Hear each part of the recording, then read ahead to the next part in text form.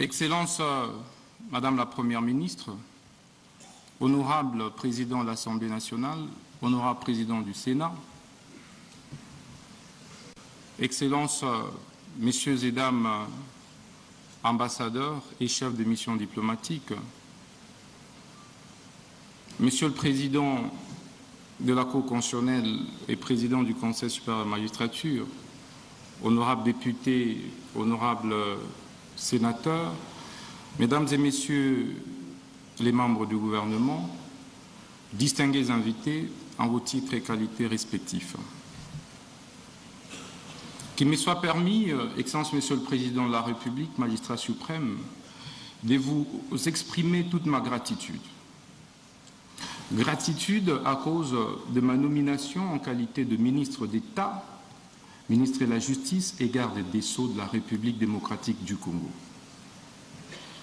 Vous avez risqué, alors que personne ne pouvait parier sur un jeune député issu des rangs de l'opposition politique, afin qu'il se voie confier ces lourds et grands portefeuilles régaliens, celui du ministère de la Justice. 5 mois après, Excellence Monsieur le Président de la République, je pense que votre choix fait plus que jamais l'unanimité. L'unanimité par l'adhésion populaire que les différentes actions et initiatives du ministre, votre ministre de la Justice, requièrent dans l'opinion. Excellence, Monsieur le Président de la République, permettez-moi également de vous rendre hommage pour votre sens élevé de patriotisme. C'est une première dans notre histoire politique que d'avoir un chef de l'État, un président de la République, qui affronte de manière aussi viscérale un ennemi, M. Paul Kagame, qui a tant endeuillé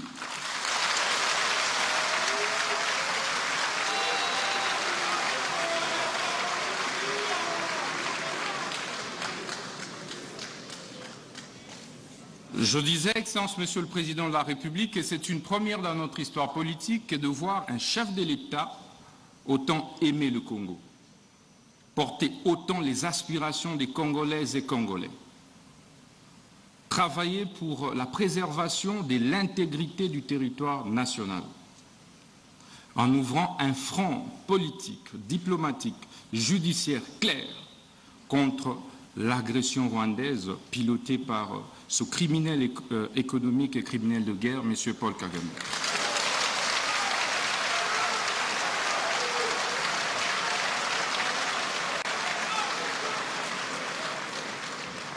Excellence, Monsieur le Président de la République, je puis vous rassurer que vous n'êtes plus seul sur le front judiciaire. Je suis là à vos côtés et je ne ménagerai aucun effort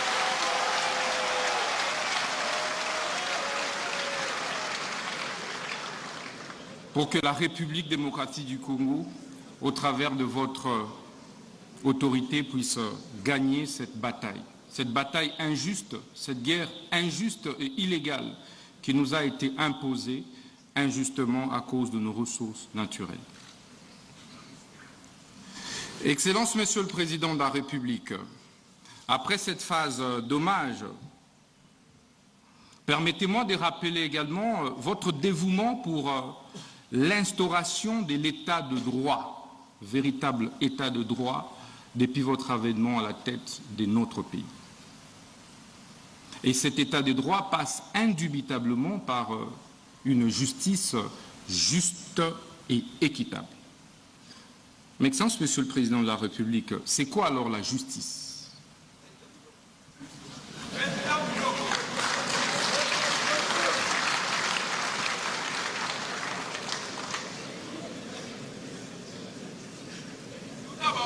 La justice est un terme polysémique, comme l'a dit le bâtonnier national, qui implique un certain nombre d'acceptions. Au-delà de la légalité, elle implique l'éthique, la morale, l'équité. C'est pourquoi un acte peut être légal mais être injuste, parce qu'il ne comporte pas d'autres acceptions et composantes de la justice. Mais au sens formel, Excellence Monsieur le Président de la République, la justice devait être comprise comme ce système, cet ensemble de systèmes composés et constitués des corps des magistrats, des avocats, des huissiers, des greffiers, des OPJ, des APG, j'en passe, en vue de créer l'équilibre dans la société, en vue de créer l'apaisement et la paix sociale dans la société.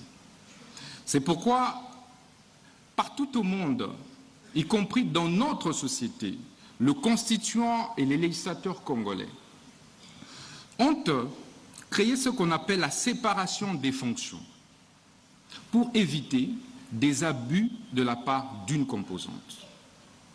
Vous avez donc le juge qui a pour fonction de dire le droit et rien de plus. Et sa décision ne peut pas être exécutée par lui-même.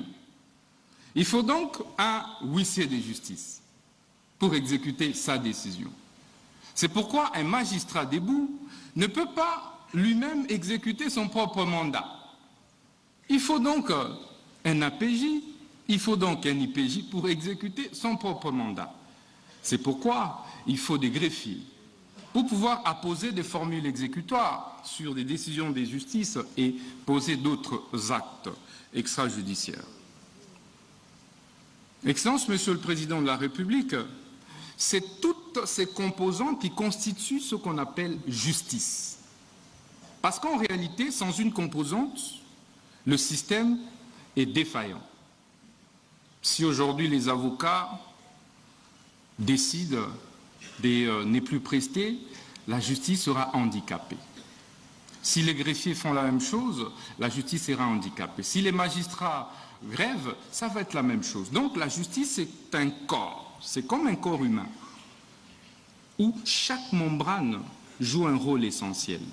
C'est pourquoi la conviction qui est la mienne, Excellence Monsieur le Président de la République, est que c'est tout ça qui forme en réalité le pouvoir judiciaire. Mais comment créer l'équilibre?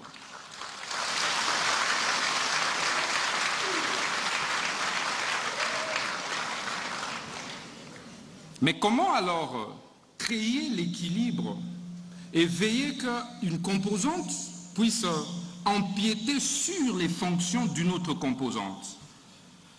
C'est ça le rôle du ministre de la Justice. Il faut un arbitre. Il faut un arbitre qui régule. Il faut un arbitre qui voit comment le juge ne peut pas empiéter sur les prérogatives et fonctions des huissiers, comment les greffiers ne doivent pas empiéter sur les prérogatives des huissiers, ainsi de suite. C'est ça le rôle du ministre de la Justice, Excellence Monsieur le Président de la République. Et donc, le ministre de la Justice ne devrait pas être perçu comme un simple membre du gouvernement de l'exécutif. Il est un pendant entre le pouvoir exécutif et les pouvoirs judiciaires. Excellence Monsieur le Président de la République, ceci veut dire donc que le ministre de la Justice veille à la bonne application des lois et textes réglementaires au niveau de la République. Le ministre de la Justice veille sur les exécutions des décisions des justices. Le ministre de la Justice veille sur la protection et préservation des droits et devoirs des citoyens. Il se rassure, Excellence Monsieur le Président de la République.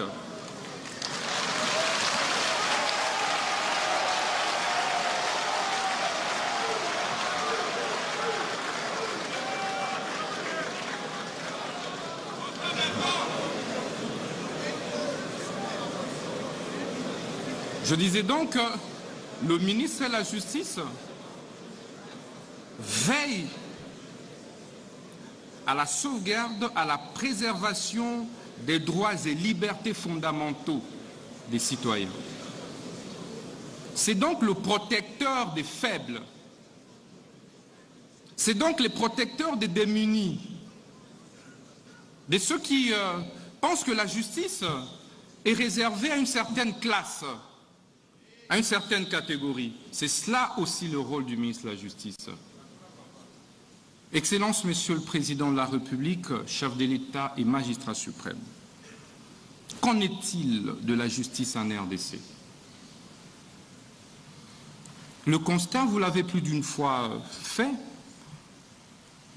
mais nous l'avons également fait après notre nomination par votre auguste autorité.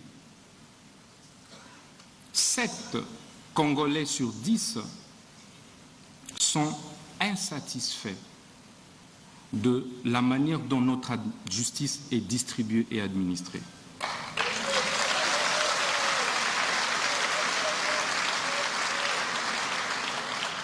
Sept Congolais et Congolais sur 10 ne se retrouvent pas dans la justice telle que distribuée et administrée aujourd'hui en République démocratique du Congo. D'où les différents jérémiades, les différentes plaintes, parfois les différentes tensions sociales observées au sein de notre société. Mais quels sont certains mots observés depuis que nous sommes ministres de la Justice? Vous avez, Excellence, Monsieur le Président de la République, des spoliations des biens, des publics comme des privés, des maisons des paisibles citoyens, parfois qui sont spoliées de manière injuste et illégale. 90% des plaintes que nous recevons résultent des spoliations des maisons des particuliers. Vous avez des arrestations arbitraires. Excellence, Monsieur le Président de la République. Parfois qui ne respectent pas les normes, les délais, qui sont pourtant prescrits par nos lois et par la Constitution. Vous avez la surpopulation carcérale, où dans des prisons, des prisonniers sont entassés tels des sardines, et parfois certains en meurent par étouffement. Vous avez, Excellence, Monsieur le Président de la République, des saisies intempestives des comptes et des avoirs, aussi bien des sociétés privées que publiques, et même des services publics. Vous avez, Excellence, Monsieur le Président de la République, également des mauvaises conditions de vie et de travail des différents acteurs de la justice. Lorsque les magistrats tombent malades, il est obligé parfois de fournir beaucoup d'efforts pour se faire soigner. Lorsqu'un magistrat meurt, ils sont obligés de se cotiser pour pouvoir enterrer l'un des leurs.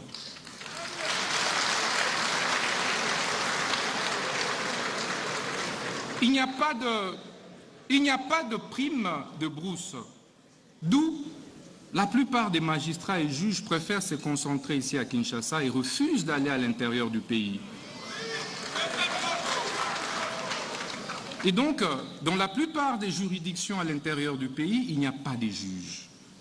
Il y a une insuffisance des magistrats. Et donc, la justice n'est pas bien dite à l'intérieur du pays. Mais cela est dû aussi aux mauvaises conditions de travail, aux mauvaises conditions de vie de ces magistrats, parfois qui prennent d'énormes risques pour ceux qui acceptent, Excellence, Monsieur le Président de la République. Ils n'ont pas de moyens de mobilité. C'est tout ça qui fait que notre justice soit malade. C'est tous ces mots compilés. Mais que faire pour pouvoir en guérir, Excellence, Monsieur le Président de la République? Mais il faut discuter, il faut un cadre pour échanger. Il faut se regarder dans les yeux. Pourquoi? Parce que seule la justice élève une nation. Je dis, Excellence, Monsieur le Président de la République, la justice est la colonne vertébrale d'un État. Ça devrait être le premier pilier de l'action gouvernementale. Quels que soient les efforts que l'on puisse fournir dans les secteurs de l'économie, dans les secteurs des finances, quelles que soient les réformes que l'on puisse opérer, tant que la justice est malade, rien ne marchera, Excellence, Monsieur le Président de la République.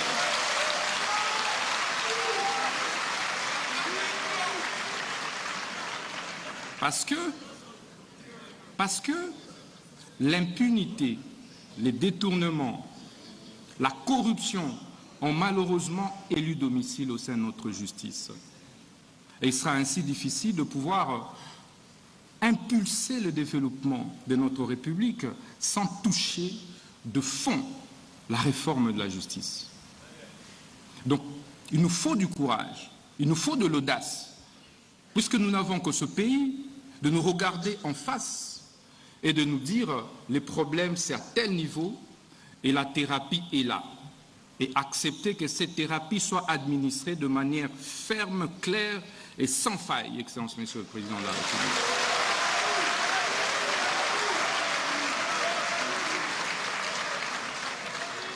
D'où l'importance de problématiser ces mots, de les problématiser au travers de ces assises, les États généraux de la justice. Ces États généraux qui interviennent, Excellence, 9 ans après ceux qui ont été organisés en 2015, sont une première du genre pour votre Excellence, depuis votre avènement à la tête de ce pays. C'est donc un moment particulier pour que nous puissions ensemble, de manière concertée et en synergie, faire les diagnostics réels des maux qui rongent notre justice, faire l'autopsie de notre justice, afin de pouvoir en proposer de manière claire une thérapie de choc qui pourra faire mal, Excellence, Monsieur le Président de la République. Mais comme vous le savez, lorsque un citoyen, un compatriote est malade et que vous lui administrez plutôt du lait, il ne va pas en guérir. Il faut donc lui administrer la quinine. Il faut...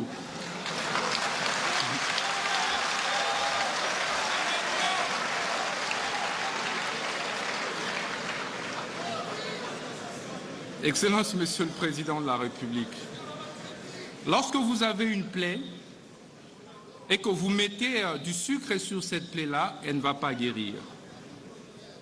On ne met pas du sucre sur une plaie. Ça fera mal, mais il faut administrer de la thérapie des chocs. Ces assises, Excellence, vont se dérouler du 6 novembre au 13 novembre. Et elles ont été organisées et seront organisées en 3 phases. La première phase a consisté, évidemment, comme le président de la Cour constitutionnelle, le président du Conseil supérieur de la magistrature l'a dit, en l'évaluation des États généraux de 2015. Ça a déjà été fait à Zongo, dans le Congo central.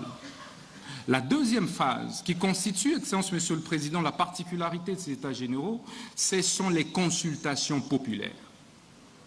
Contrairement aux dévanciers, ces États généraux ont requis l'implication, la participation du citoyen lambda, de la maman maraîchère, du justiciable de la rue, de cette femme veuve, de cet enfant orphelin, mais victime d'une spoliation de sa maison parce que son père est décédé et qu'il n'a donc aucune protection, et que les oncles sont arrivés, et que certains avocats sont intervenus, et que certains juges, certains huissiers, certains greffiers sont intervenus pour pouvoir participer à l'expropriation ou spoliation de cette maison. Voilà la victime de la justice que nous avons associée à ces consultations. Et troisième phase, sont ces assises proprement dites, qui vont se dérouler ici, dans ce majestueux cadre de centre financier, et qui vont se clôturer le 13 novembre au Palais du Peuple. Pourquoi Palais du Peuple? Parce que la justice est rendue au nom du peuple et exécutée au nom du chef de l'État, que vous êtes dans l'espace suprême. Excellence, Monsieur le Président de la République, depuis notre avènement au ministère de la Justice, nous avons mené quelques réformes courageuses. Des réformes et des actions, des initiatives parfois douloureuses. Parfois, nous nous sommes posé la question, doit-on continuer ou reculer? C'est ici les lieux de vous remercier, du fond du cœur. N'eût été votre soutien immanquable, je démissionnerai du gouvernement, Excellence, Monsieur le Président.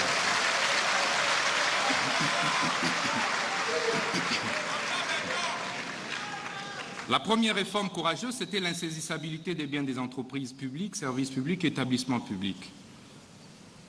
Aujourd'hui, le taux des saisies exécutions contre nos entreprises publiques a sensiblement baissé et nous avons réussi à sauvegarder les biens et fonds des entreprises, services et établissements publics.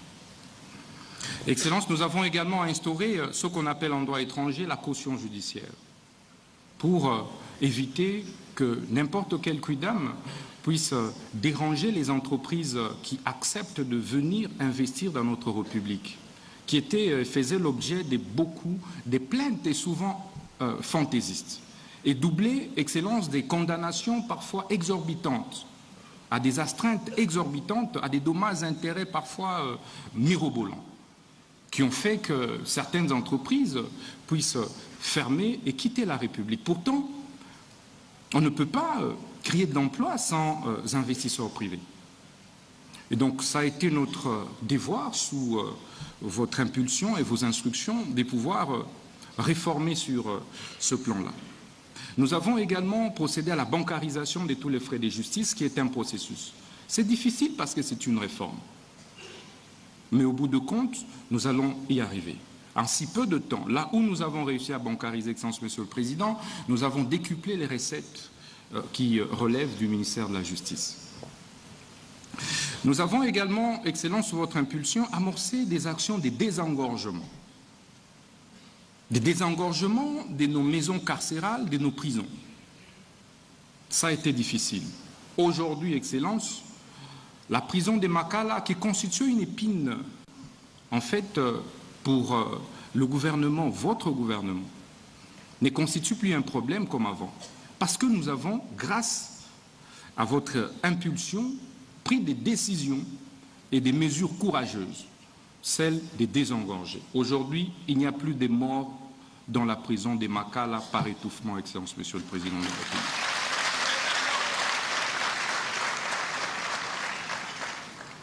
Nous nous sommes également employés, Excellence, à assainir les exécutions des décisions de justice. Il y avait trop de désordre. On se réveille un bon matin, c'est un non-agent de justice qui allait exécuter une fausse décision de justice qu'on imputait au juge, et parfois pour rien. Étant donné qu'il n'existe pas de système de certification efficace des décisions de justice et même d'actes officiels jusqu'ici en République démocratique du Congo, nous avons eu affaire à beaucoup de décisions parfois falsifiées, à l'insu des juges. Parfois, on mettait des noms des juges déjà décédés.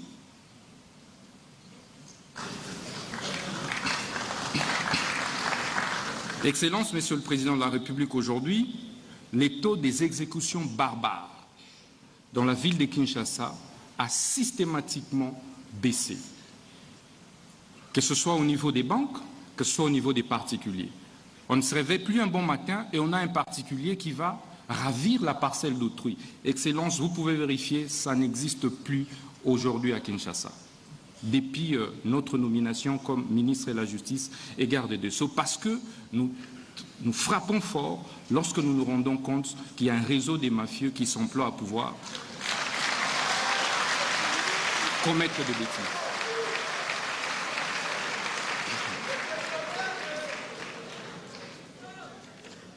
Excellence, Monsieur le Président de la République, ce n'était qu'à titre indicatif. Nous avons mené des réformes aussi bien au niveau des services des cultes et associations, comme vous avez suivi. Aujourd'hui, nous avons supprimé l'F92 et nous accordons des personnalités juridiques aux églises et nous avons instauré les systèmes d'identification de tous les pasteurs. C'est en cours pour pouvoir, Excellence, Monsieur le Président de la République,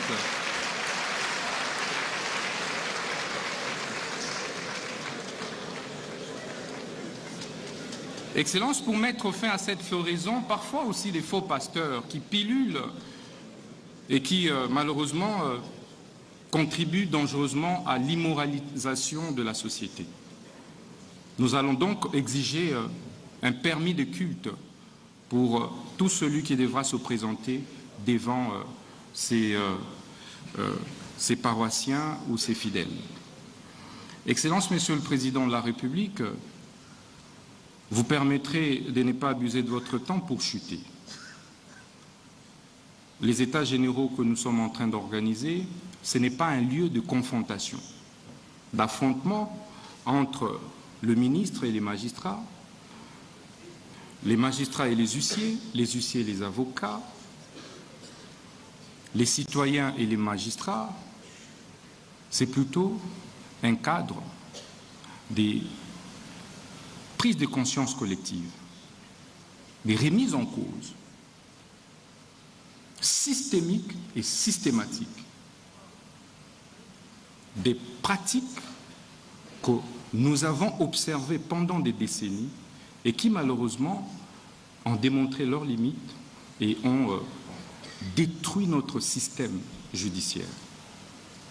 C'est qu'ensemble, en travaillant main dans la main, que nous allons parvenir à redresser notre justice. Ce n'est donc pas une initiative du ministre de la Justice, encore moins du gouvernement, mais c'est une initiative collective. J'invite donc les uns et les autres à travailler de telle manière que nous puissions avoir des recommandations qui puissent déboucher sur des réformes courageuses. Celles qui pourront toucher, pourquoi pas, à la révision de la Constitution.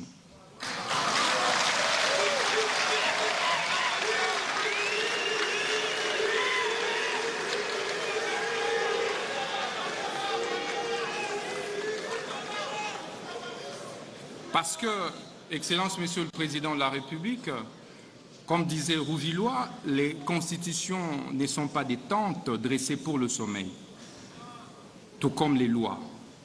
Elles sont appelées à s'adapter aux réalités de la société. Nous mettrons donc en place un comité de suivi et d'évaluation des recommandations de ces États généraux. J'ai dit et je vous remercie.